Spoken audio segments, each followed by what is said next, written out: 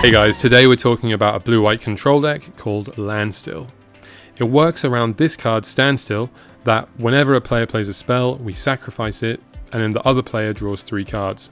So this completely changes the dynamic of the game, and we can actually use manlands and cycle effects to attack our opponent underneath the standstill. So that means they either have to not play anything to play around it, or break it and let us draw a ton of cards.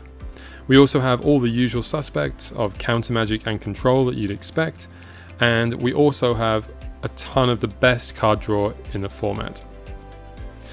A lot of these decks, they also like to play Enlightened Tutor so they can search up individual artifacts and enchantments, and we are playing Humility.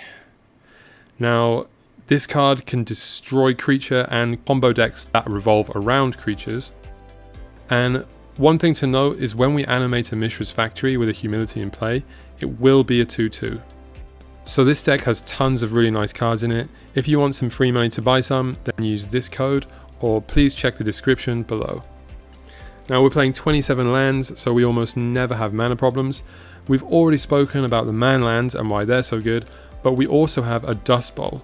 So Dust Bowl can attack our opponent's lands under a standstill, and it's just generally a great card. We have tons of sideboard options, way too many to talk about in a short video. Let's just say if you want to beat a deck, there's some really strong dedicated hate cards to help you do it. And we are firmly a control deck. We're trying to stop our opponent's key threats and then just grind them out with our superior card advantage until we can win the game. So some people do splash red in this deck, almost to the point where it's becoming its own archetype, and maybe I'll make a video about that in the future. The strengths of this deck would be that we don't have any unwinnable matchups, we can beat everything, and we do have some great sideboard options to help us do it. But this is not a beginner friendly deck, it really does help to know the metagame. This is my actual deck, and here's a list, but I really strongly recommend you check out TC decks because the metagame you're playing in will heavily affect your build.